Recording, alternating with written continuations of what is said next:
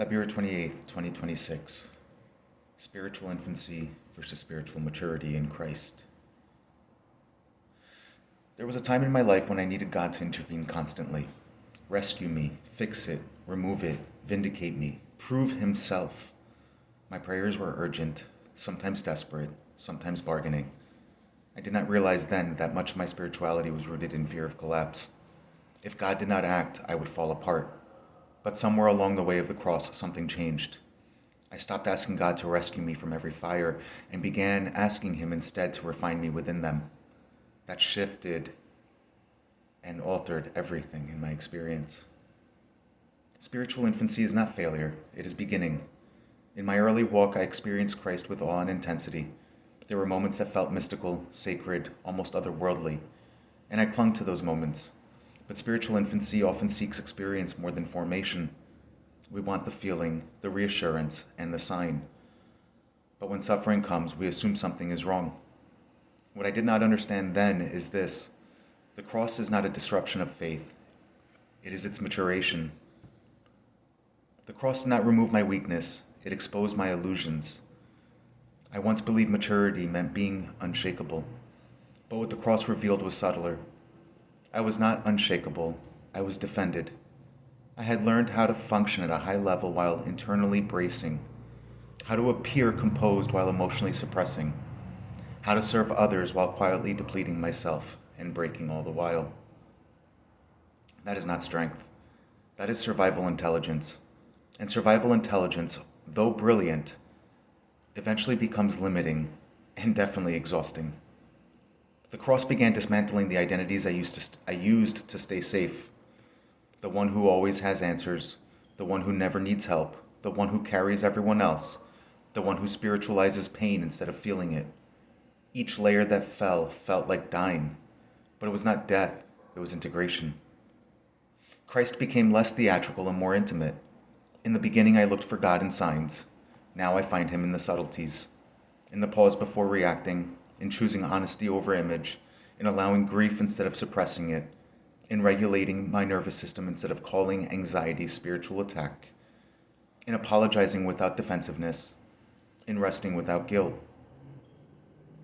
The living Christ I now know is not frantic. He's steady. He does not amplify drama. He invites truth. And truth is quieter than ego. Many people are not losing faith, they're losing fantasy.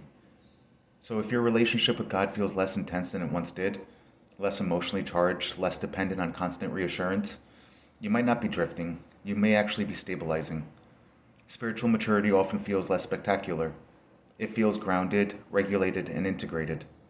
It feels like not needing to prove your devotion, not needing to argue theology, not needing to rescue everyone, not needing to panic when silence stretches. It actually feels like secure attachment. And secure attachment with God and with others is deeply healing. So looking at the psychological side of the cross, we can find that there is a practical dimension to all of this.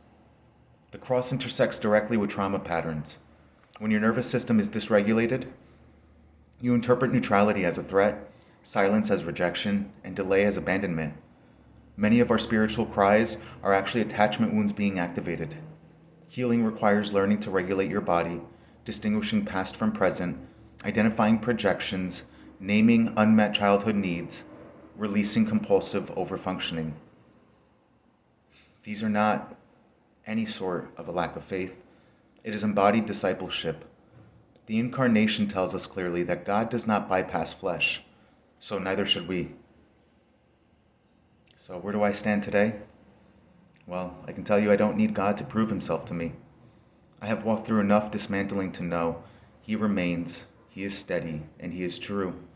Not as the God of my childhood imagination, nor as the enforcer of inherited doctrine, but as a steady presence, not controlling, not shaming, not rushing me, just present. And in that presence, I no longer need to perform.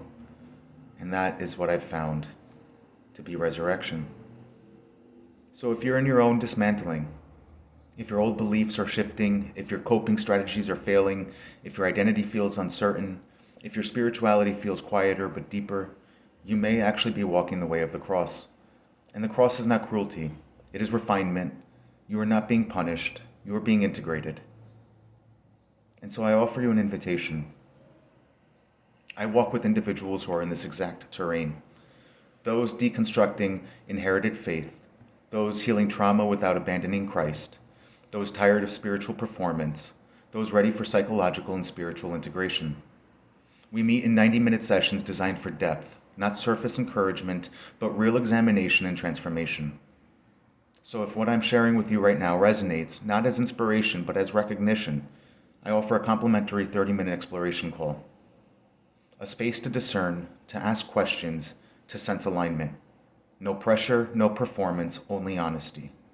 Because the Christ who met me in dismantling does not coerce growth, he invites it. And perhaps today, February 28th, 2026, this is your quiet invitation. Bless you in him.